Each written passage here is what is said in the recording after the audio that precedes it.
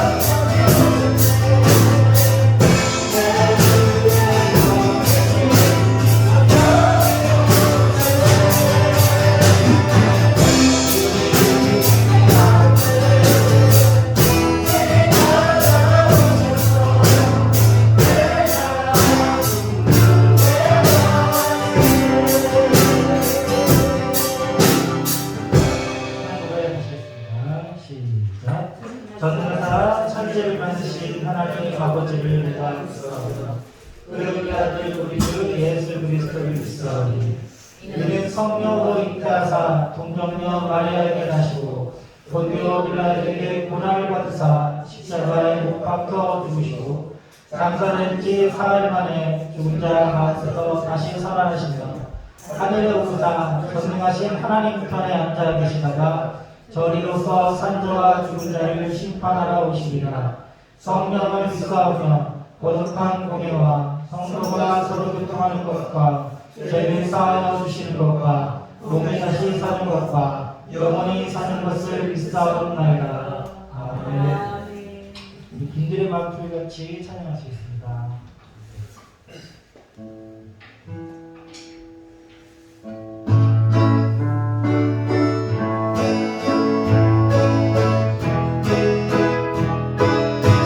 빈들의 마음 같이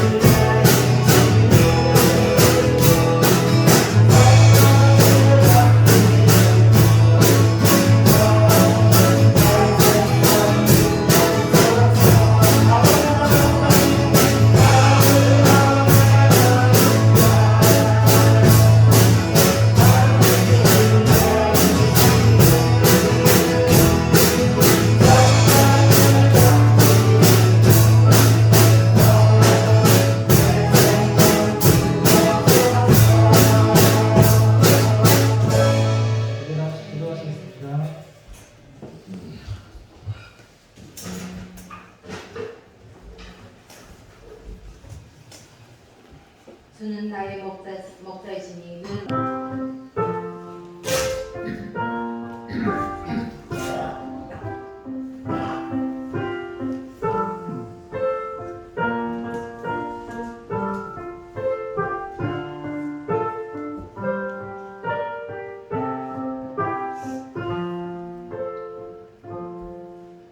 아멘. 오늘 하나님의 말씀은 창세기 20장 8절로 18절 말씀입니다. 창세기 20장 8절로 18절 말씀. 함께 교독을 하도록 하겠습니다. 제가 여러분 한 절이 읽겠습니다.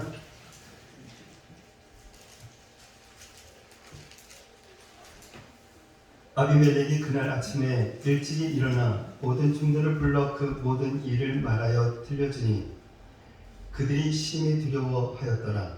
아비멜렉이 아브라함을 불러서 그에게 이르되 내가 어찌하여 우리에게 이렇게 하였느냐 내가 무슨 죄를 내게 범하였기에 내가 나와 내 나라가 큰 죄에 빠질 뻔하게 하였느냐 내가 합당하지 않은 일을 내게 행하였도다 하고 아비멜렉이 또 아브라함에게 이르되 네가 무슨 뜻으로 이렇게 하였느냐.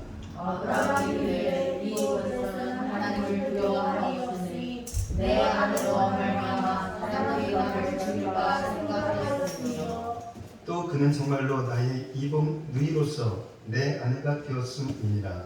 하나님이 나를 내 아버지의 집을 떠나 두 사람에게 하실 때 내가 아내에게 말하기를 이로 우리의 가는 곳마다 그대는 나를 그대의 오라리라 하라 이것이 그대가 내게 베풀 뿐이라 하였었으나 아비멜렉이 양과 소와 종들을 이끌어 아브라함에게 주고 그의 아내 사라도 그에게 돌려보내고 아브라함에게 이르되 내 딸이 네 앞에 있으니 내가 또 그에게 좋은 대로 보아라 하고 사라에게 이르되 내가 은 1000개를 네 오라비에게 주어서 그것으로 너와 함께한 여러 사람 앞에서 네 수치를 가리게 하였노니 네 일이 다 해결되었느니라. 아브라함이 하나님께 기도하며 하나님이 아비멜렉과 그의 아내와 여종을 지어하사 출산하게 하셨으니 함께 있습니다. 여호와께서 이왕에 아브라함의 아내 사라의 일로 아비멜렉의 집의 모든 것을 아멘. 아멘. 오늘 말씀의 제목은 아직 끝난 것이 아니다. 아직 끝난 것이 아니다. 이 세상에 보면 예수님을 믿지 않지만 정말 괜찮은 사람들이 있습니다. 더 힘도 있고 재물도 있고 능력도 있고 그리고 착하고 성실하면서 너그럽고 예의도 있습니다. 예수님을 믿지 않는 것 빼고는 정말 완벽합니다. 이런 사람이 예수님을 믿으면 예수님을 믿지 않는 그런 많은 사람들에게 좋은 영향력을 미칠 것이 분명합니다. 반면에 예수님을 믿는데 참 한심한 사람도 있습니다. 예수님을 믿는다고 하면서 어떻게 저렇게 할 수 있을까? 그것도 초신자가 아니고 교회를 그렇게 오래 다닌 사람이 말이야. 저런 사람 때문에 교회가 욕을 먹고 손가락질을 당하는 거야. 저런 사람은 차라리 예수님을 믿지 않았으면 좋겠다라는 생각이 들 때도 있을 것입니다. 오늘 성경 본문에 나오는 이 그랄 왕 아비멜렉과 아브라함의 모습이 그렇습니다. 이 아비멜렉은 예수님을 믿는 하나님을 믿는 그런 사람이 아닙니다. 그러나 하나님을 믿지 않는 이 아비멜렉, 이 사람은 정말로 윤리적으로 의로웠습니다. 그렇다고 그가 죄인이 아니다라는 그런 말씀은 아닙니다. 그 당시에 사람들이 의롭다라고 생각하는 그러한 삶을 살았다라는 것입니다. 그래서 아비멜렉이 아브라함의 아내 사라를 취한 것으로 인해서 하나님이 꿈에 나타나셔서 경고하실 때에 이 아비멜렉이 아브라함이 나에게 이는 내 부이라 라고 아니하였나이까. 또한 그 여인 그리고 사라도 아브라함은 나의 오라비라 라고 하였사오니 나는 정말로 온전한 마음과 깨끗한 손으로 이렇게 하였습니다 라고 당당히 말했던 것입니다. 오늘 본문 9절과 10절 말씀을 보면 이 꿈에서 하나님의 경고를 받은 이 아비멜렉이 바로 그 다음날 아브라함을 부릅니다. 그리고 아브라함을 신문합니다. 왜 이런 일을 했느냐라는 것입니다. 도대체 내가 당신에게 무엇을 잘못하였기에 나와 내 나라를 이렇게 큰 죄에 빠질 뻔하였느냐라는 것입니다. 정말 하나님을 믿지 않는 아비멜렉이 하나님을 믿는 그 아브라함을 책망하며 신문하는 이 장면이 참 부끄럽습니다. 정말 아브라함이 선한 일을 하다가 또한 복음을 전하다가 말씀에 순종하다가 이러한 신문의 자리에 선 것이 아닙니다. 거짓말했고 죄를 지었기 때문입니다. 성도는 이 그리스도인이라는 그 이유 때문에 세상에서 신문을 받고 고난을 받을 때도 있습니다. 거짓말을 해서가 아니라 진실을 말했기 때문에, 또한 하나님의 말씀을 타협하지 않았기 때문에, 그리고 예배를 타협하지 않고 하나님만을 숨기기 때문에 이러한 신문을 받을 수 있습니다. 이것은 절대로 부끄러운 일이 아닙니다. 성경은 이런 이유로 신문을 받고 고난을 받을 때 부끄러워하지 말고 오히려 즐거워하라 라고 말씀하고 있습니다. 베드로전서 4장 15절 말씀 한번 보겠습니다. 함께 읽습니다. 너희 중에 누구든지 살인이나 도둑질이나 악행이나 남의 일을 반성하는 자로 고난을 받지 말려니와. 죄를 지어서 신문을 받으면 안 됩니다. 이런 일로 신문을 받는 것은 정말 부끄러운 일입니다. 어느 누구도 이와 같은 그러한 부끄러운 신문의 자기의 서기를 원하지 않습니다. 또 이 아브라함도 당연히 그랬습니다. 아브라함은 자신이 이와 같은 부끄러운 자기에 내가 서게 될 것이다, 아마도 상상하지도 못했을 것입니다. 그런데 아브라함이 어쩌다가 이렇게 부끄러운 신문을 받을 수가 있었을까요? 그것은 이 가나안을 떠났기 때문입니다. 이 교회는 신앙의 울타리와 같습니다. 예배는 이 신앙의 울타리와 같습니다. 성도는 주일에 이렇게 교회에 모여서 함께 예배를 드립니다. 이것을 주일 성수다 라고 말합니다. 주일을 거룩하게 지킨다 라는 뜻입니다. 물론 이 주일에 예배를 드리는 것만으로 주일 성수를 온전히 했다 라고 말할 수는 없을 것입니다. 그러나 이 중요한 것은 예배가 주일 성수의 중심이라는 것입니다. 예배 없이는 주일 성수도 없습니다. 그래서 성도는 예배를 드림으로 주일을 지켜야만 합니다. 그런데 사실은 우리가 주일을 지키는 것이 아니라 주일이 우리를 지켜줍니다. 우리가 예배를 드리는 것이 아니라 이 예배가 우리를 부끄러운 자리에 서지 않도록 지켜줍니다. 교회를 떠나면, 그리고 예배를 교회를 떠나면 예배를 잃어버리고, 예배를 잃어버리면 하나님의 임재를 잃어버립니다. 하나님의 임재를 잃어버리면 정말 두렵습니다. 문제를 만나서 두려운 것이 아닙니다. 우리를 대적하는 그런 사람들이 많아서 두려운 것이 아닙니다. 정말 이렇게 두려움을 느끼는 것은 하나님의 그 보호의 울타리를 떠났기 때문입니다. 하나님의 보호의 울타리 안에 있는 사람은 이렇게 고백을 합니다. 시편 27편 1절로 3절 말씀입니다. 함께 읽겠습니다. 여호와는 나를 위지어 나의 보호이시니 내가 누구를 두려워하리요. 여호와는 내 생명의 능력이시니 내가 누구를 무서워하리요. 내가 나를 대적하여 스칠지라도 내 마음이 두렵지 아니하며 전쟁이 일어나 나를 치려할지라도 나는 여전히 뛰어가리로다. 아멘. 이 군대가 나를 대적하는데, 전쟁이 일어나서 나를 치는데 왜 두렵지가 않겠습니까? 그런데 두렵지 않다라고 시편 기자는 고백합니다. 왜 그럴까요?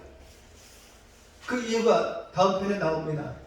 시편 27편 4절 말씀 한번 보겠습니다. 함께 읽습니다. 내가 여호와께 바라는 한 가지 일 그것을 구하리니 곧 내가 내 평생에 여호와의 집에 살면서 여호와의 아름다움을 바라보며 그의 성전에서 사모하는 그것이라. 아멘. 바로 이 여호와의 집에 거하기 때문입니다. 여호와의 그 성전에 거하기 때문입니다. 이 시편 기자는 자신을 공격하는 그 군대가 사라지기를 바라지 않습니다. 전쟁이 사라지기를 구하지 않습니다. 하나님을 대적하는 이러한 세상 사람들은 성도들을 미워합니다. 그래서 성도를 공격합니다. 정말 이 마귀는 어떻게 해서든지 성도가 하나님의 뜻대로 살지 못하도록 공격을 합니다. 하나님의 말씀에 불순종하고 죄를 짓도록 유혹을 합니다. 그래서 이 세상에는 영적 전쟁이 있을 수밖에 없습니다. 이것을 피할 수가 없습니다. 그러나 하나님의 그 집에 거하는 자, 또한 하나님의 성전에 거하는 자, 교회의 울타리 또한 예배의 울타리 안에 거하는 자는 군대가 두렵지 않고 전쟁이 두렵지 않습니다. 왜냐하면 반드시 승리할 것이기 때문입니다. 아무리 세상 군대가 크다 할지라도 결코 하나님을 이길 수는 없습니다. 마귀는 이미 예수님의 십자가로 패했습니다. 이 머리가 상했습니다. 치명타를 입었지만 아직까지 살아 있습니다. 그래서 성도를 공격합니다. 그러나 예수님을 믿는 성도는 해할 수가 없습니다. 예수님의 그 몸인 이 교회 안에 거하는 성도들을 마귀가 어떻게 해할 수 있겠습니까? 그래서 이 마귀는 기근을 통해서 가나안, 즉 교회를 떠나게 합니다.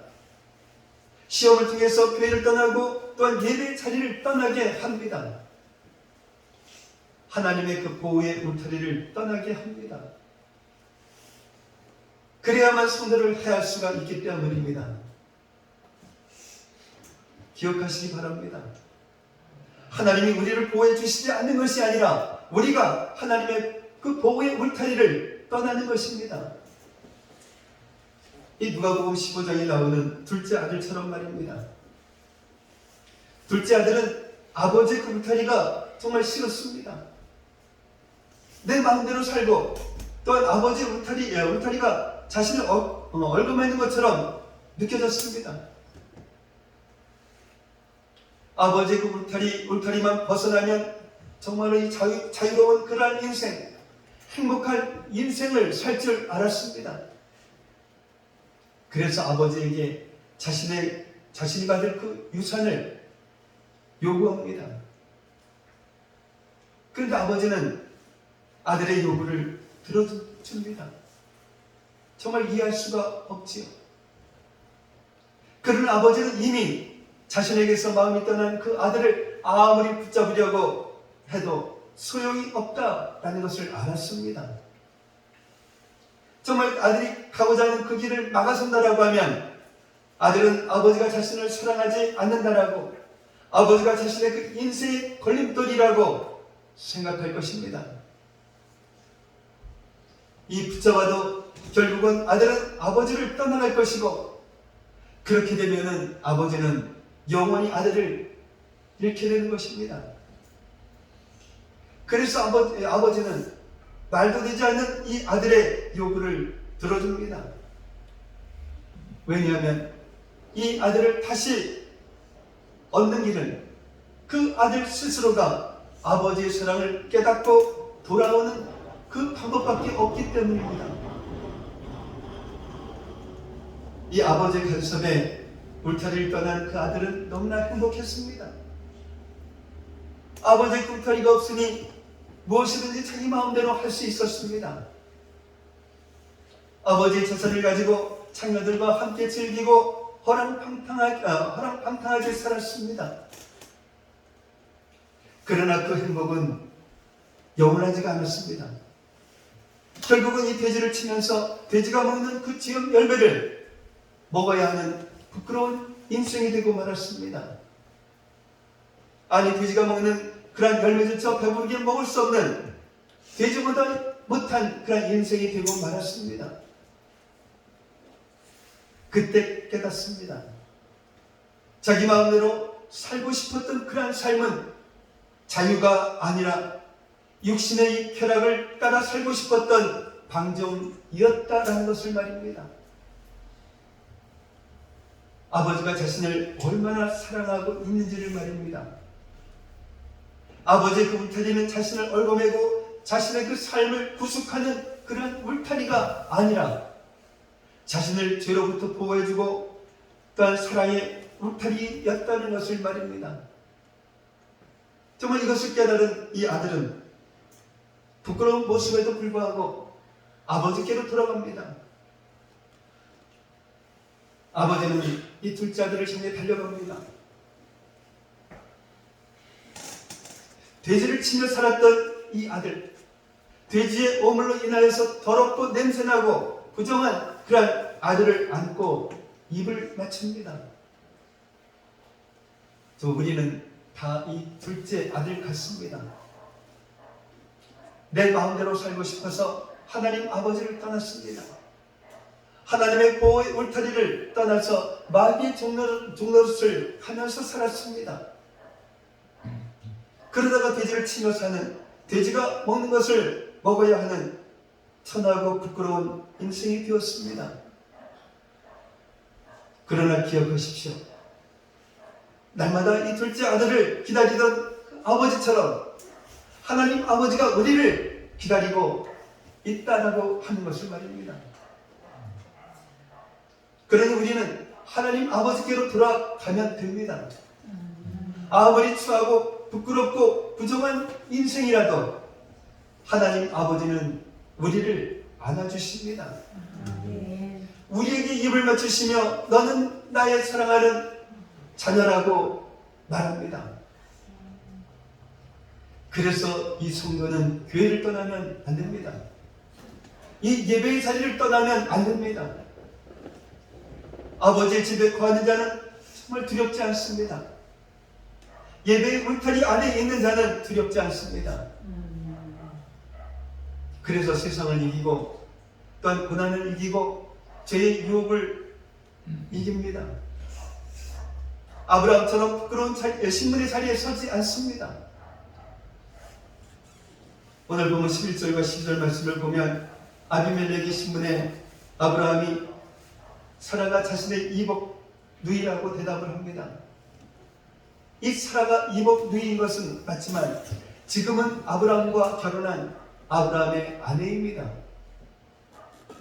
아비멜렉 앞에서 신문을 받는 것도 부끄러운데 아브라함은 계속해서 자신의 잘못을 변명하고 있습니다. 이 아비멜렉은 왕입니다.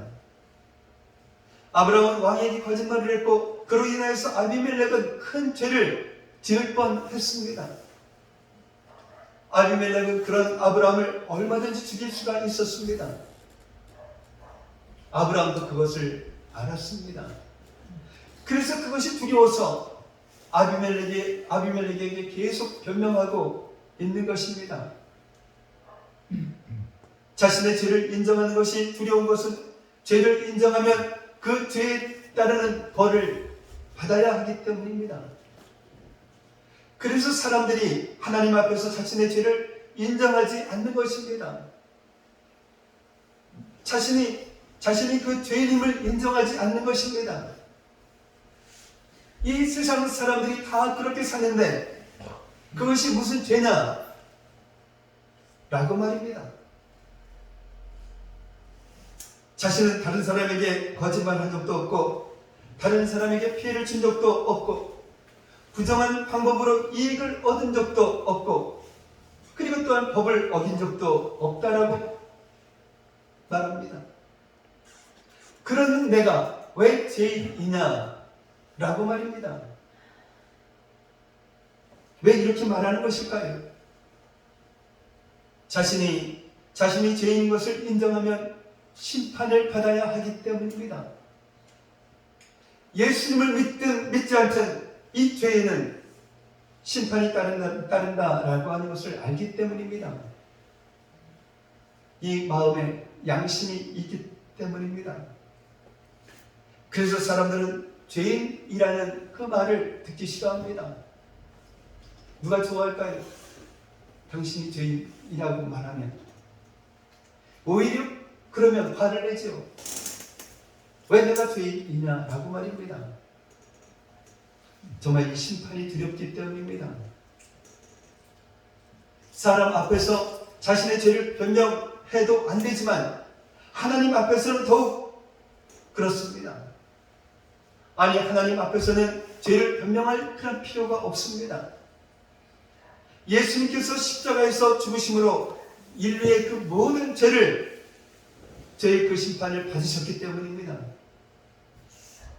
그래서 하나님 앞에서 자신의 그 죄를 회개하고 예수님을 구세주로 고백하는 그런 사람은 이 죄의 심판을 받지 않습니다.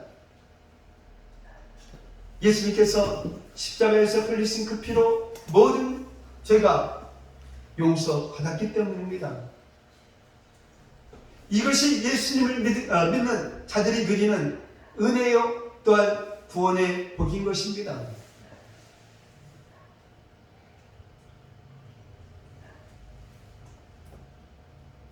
14절 말씀을 보면 아브라함의 그 대답을 듣고 신문을 마친 그 아비멜렉이 사라를 아브라함에게 돌려보냅니다.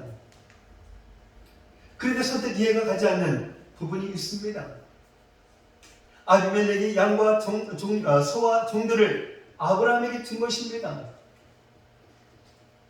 16절 말씀을 보면 여러 사람 앞에서 사라의 수치를 가리기 위해서 사라의 깨끗함을 증명하기 위해서 은 1000개를 사라에게 주었습니다. 그런데 왜 아브라함에게 따로 이 양과 소와 종들을 주었을까요? 그 이유가 20절 7절 말씀에 보면 하나님께서 아비멜렉에게 두 가지를 말씀하셨습니다. 하나는 이 사라를 돌려보내지 않으면 너와 내게 속한 모든 사람이 죽을 것이다 라는 말씀과, 그리고 또 하나는 아브라함이 선지자라는 것입니다. 선지자 아브라함이 너를 위해서 기도하면 네가 살 것이다 라는 말씀입니다. 그러니까 아비멜렉은 이 선지자 아브라함의 기도를 받기 위해서 그 예물로 양과 소와 종들을 주었던 것입니다. 이 예물을 받은 아브라함은 그 아비멜렉을 위해서 기도했습니다. 17절과 18절 말씀을 보면 아브라함은 심각한 죄를 지었습니다. 그러나 하나님은 이 아브라함의 기도를 통해서 아비멜렉과 그의 아내와 여종을 치료하셔서 출산하게 합니다. 하나님은 사라가 아비멜렉의 후궁으로 들어오기 전에 아비멜렉과 그의 아내와 여종에게 질병을 주셔서 이 사라를 보호하셨던 것입니다. 이 아비멜렉과 아브라함의 그 이야기가 우리에게 주는 그런 중요한 메시지가 있습니다. 첫 번째로는 성도는 이 세상의 선지자다라는 것입니다. 이 창세기 20장을 보면 아비멜렉이 선지자 같습니다. 이 아비멜렉은 윤리적으로 의로웠습니다. 그에 비해서 두려움을 느끼고 그리고 그래서 아내를 누이라고 거짓말한 이 아브라함은 선지자라고 말하기도 부끄럽습니다. 이 아비멜렉 앞에서 구차한 변명을 늘어놓는 자신을 보면서 아브라함도 그렇게 생각을 했을 것입니다. 그런데 하나님은 아비멜렉이 선지자가 아니라 아브라함이 선지자라고 말합니다. 말씀만 하신 것이 아닙니다. 아브라함의 그 기도를 통해서 아비멜렉과 그의 아내와 여종을 치료하십니다.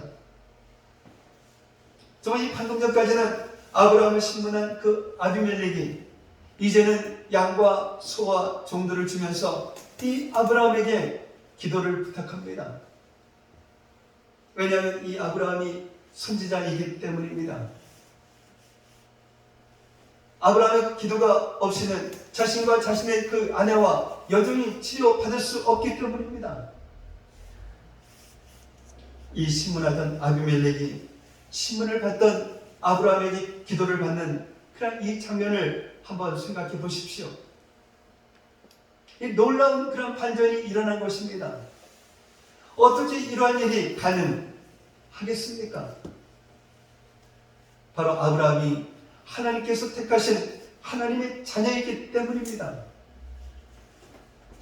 하나님은 잘난 그 아비멜렉을 통해서 윤리적으로 의로운 아비멜렉을 통해서 일하시지 않습니다. 하나님은 하나님의 그 자녀를 통해서 일하십니다. 좀 우리가 우리 자신을 봐도 참 부끄럽습니다. 그러나 하나님은 우리를 부끄러워하시지 않습니다. 그리고 우리를 선지자다라고 불러주십니다. 왜 그럴까요? 하나님이 살아가시는 하나님의 자녀이기 때문입니다. 그러므로 우리도 우리 자신을 부끄러워하지 말아야 합니다. 하나님, 저는 죄인입니다. 하나님, 저는 부끄러워요. 하나님, 저는 제대로 할 수 있는 것이 아무것도 없어요. 하나님, 저는 정말 이 세상 사람들이 저보다 훨씬 더 잘났어요. 하나님, 정말 제가 저를 봐도 이렇게 한심한데 제가 무슨 하나님의 선지자입니까? 이렇게 말하는 것은 이것은 겸손이 아닙니다. 이것은 불신앙입니다. 우리를 사랑하셔서 우리를 자녀 삼으시고 또한 우리를 세상의 선지자로 세우신 하나님의 사랑을 거절하는 것입니다. 정말 우리도 사도 바울처럼 아주 떳떳하게 고백을 해야 합니다. 어떻게 해요? 로마서 8장 33절 34절 보겠습니다. 함께 읽겠습니다. 누가 너는 하나님께서 택하신 자들을 보관하려 의롭다 하시는 하나님이시니 주가 존대하리요. 아멘. 하나님이 우리를 의롭다 하시는데 왜 우리 자신을 정죄합니까? 하나님이 우리를 선지자로 세우셨는데 왜 자격이 없다라고 스스로 자기를 비하합니까? 더 이상은 마귀의 참수에 속지 말아야 합니다. 진리이신 하나님의 그 말씀을 믿음으로 붙잡으십시오. 우리가 선지자임을 깨닫고 정말 이 부끄러운 그 자리에서 일어나서 아비멜렉을 위해서 기도해 주십시오. 우리들은 선지자입니다. 육신의 질병으로 삶의 여러 가지 문제로 고통당하는 자들을 위해서 기도해야 합니다. 윤리적으로 의로운 그랄 왕 아비멜렉도 은밀한 그러한 병으로 고통당하고 있었던 것처럼 이 세상적으로는 아무리 잘 나가는 사람이라 할지라도 은밀한 그런 고통이 있습니다. 예수님을 믿지 않으면 결코 해결할 수 없는 영혼의 공고함과 허무함이 있습니다. 그들을 위해서 기도해 주어야 합니다. 이것이 우리를 선지자로 세우신 하나님의 뜻입니다. 정말 우리가 기도하면 하나님께서 우리의 그 기도를 통해서 역사하십니다. 우리의 그 기도를 통해서 병든 자를 고치시고 우리의 그 기도를 통해서 고통 당하는 자를 위로하시고 우리의 기도를 통해서 하나님을 모르고 방황하는 그런 영혼들을 구원하십니다. 이것은 우리가 잘나서가 아닙니다. 우리가 의로워서가 아닙니다. 하나님께서 우리를 세상의 선지자로 세우셨기 때문입니다. 정말 우리를 왕같은 제사장으로 세우셨기 때문입니다. 두 번째로는 예수님이 소망이다 라는 것입니다. 하나님께서 아브라함과 사라를 보호하신 그 이유, 절대로 아브라함과 사라를 포기하실 수 없는 그런 이유는 바로 이 여자의 후손 때문입니다.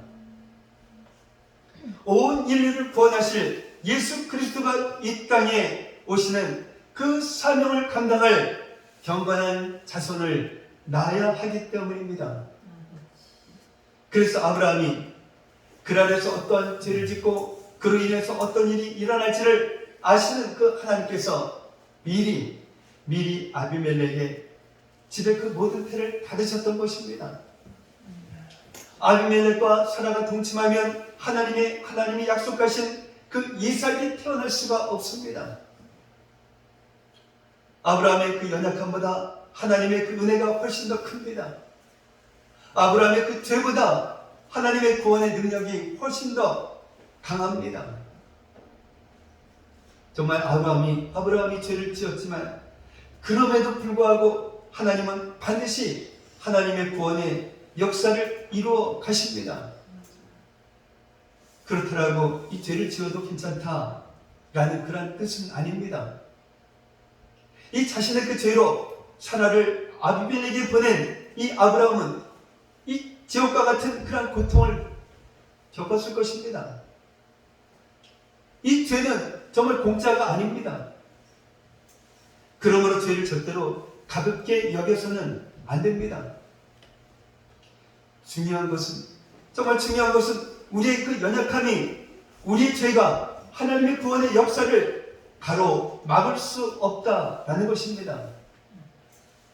하나님은 하나님의 뜻대로 구원을 이루시는 전능하신 하나님이십니다. 그래서 하나님을 믿고 의지하는 자는 반드시 구원의 역사를 보게 되는 것입니다. 하나님께서 왜 우리를 포기하실 수 없을까요? 하나님께서 왜 우리를 지켜주실까요? 바로 예수님 때문입니다. 예수님께서 우리를 구원하시기 위해서 십자가에서 피를 흘리셨습니다.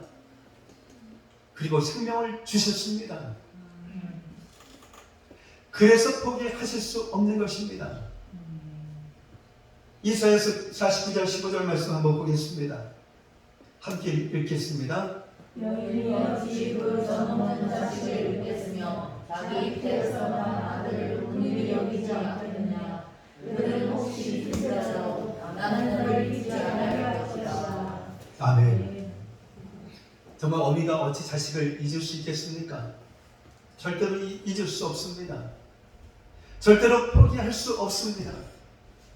내가 죽더라도 살려야 할 사람이 있다라고 하면 바로 그 자식일 것입니다.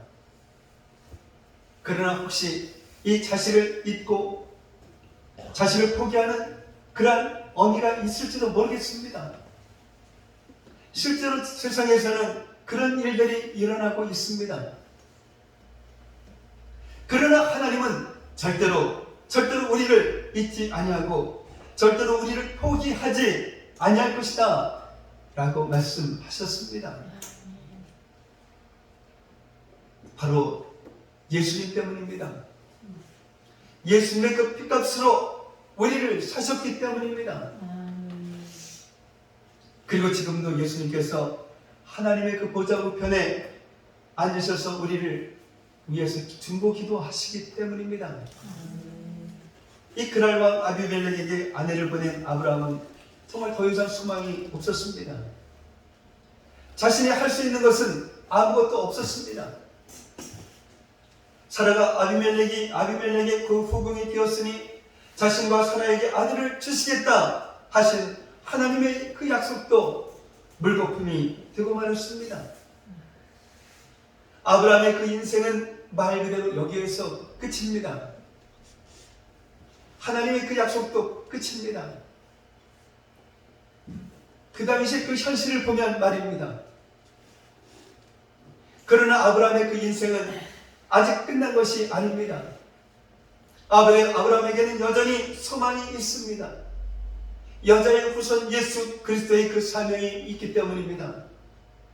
이 사명 때문에 하나님께서 아브라함과 사라를 보호해 주시고 이 사명 때문에 하나님은 아브라함과의 그 약속을 이루십니다. 하물며 우리들이겠습니까? 우리는 이미 예수 그리스도를 이 마음에 모시고 사는 그런 자들입니다. 그래서 우리 인생에는 소망이 있습니다.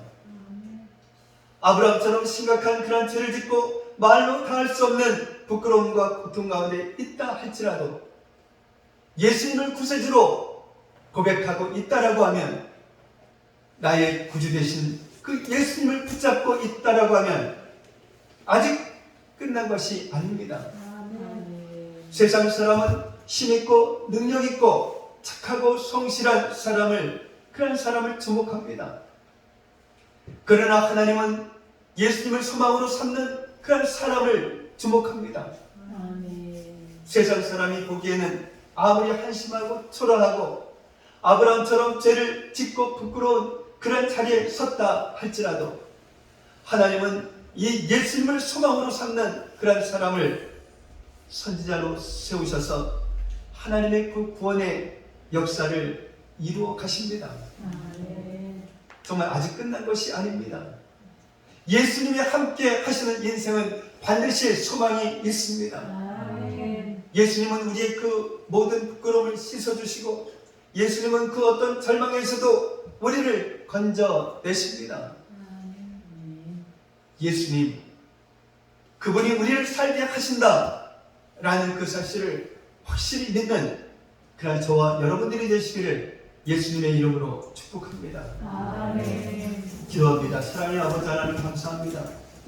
악한 죄를 짓는 그 이야기를 통해서 하나님은 이 세상에서 죄를 지으며 살아가고 있는 그런 우리를 부끄러워하지 않으시고 우리를 세상의 선지자라고 불러주시고 계심을 깨닫게 하셨사오니 우리 자신을 스스로 부끄러워하지 말고 자신을 스스로 정죄하지도 말고 진리이신 하나님의 말씀을 믿음으로 붙잡고 삶의 여러 가지 문제로 고통당하는 자들을 위해서 기도해 줄 수 있는 그러한 저희들 되게 하옵소서.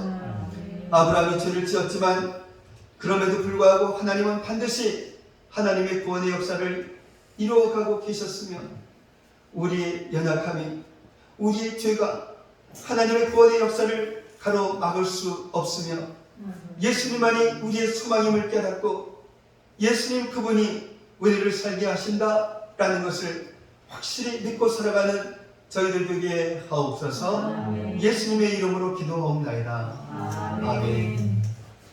너희 하나님을 찬양하면서 기도하시는 말씀 드리겠습니다.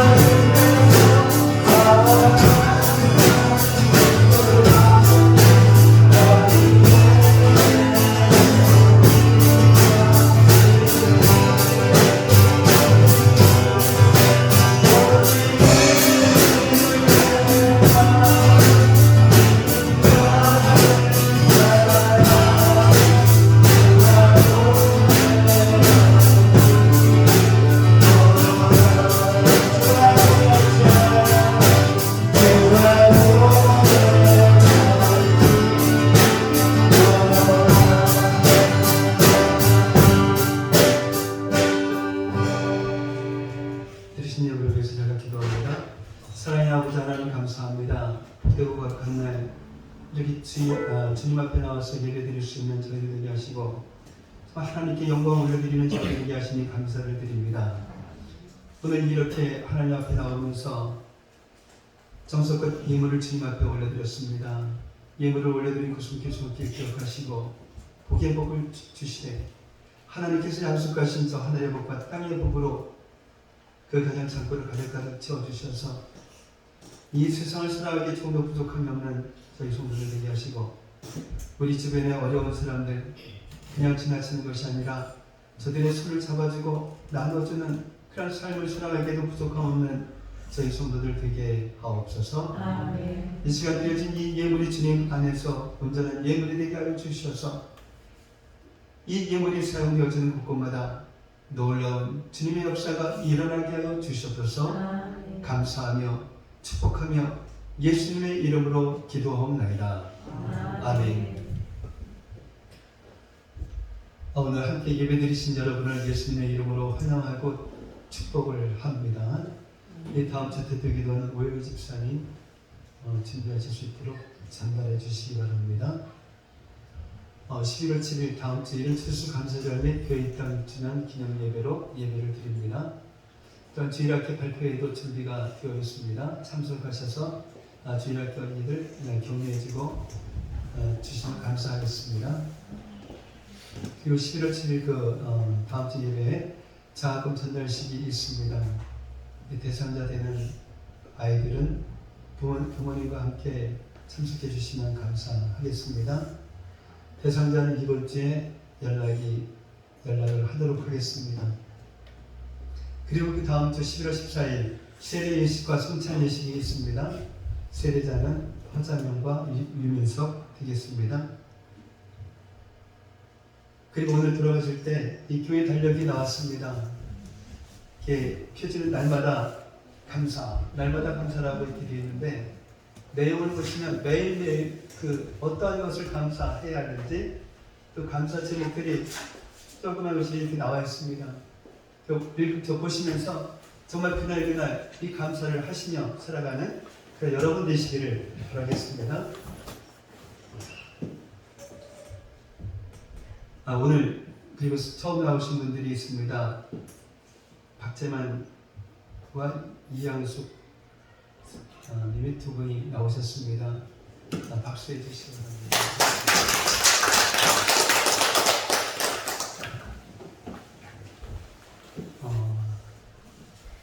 다른 광고 없으시면 다 같이 일어나셔서 찬송가 오전에 부르신 후에 축도로서 예배를 마치도록 하겠습니다.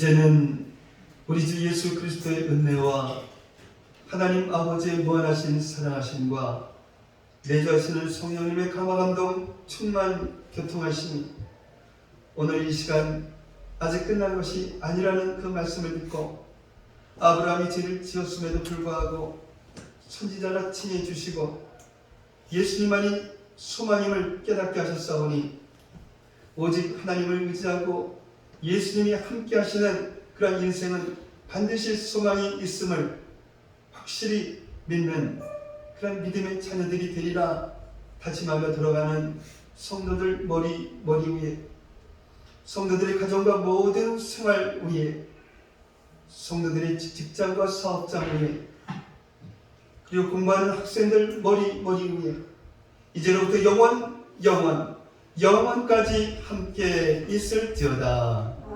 아멘.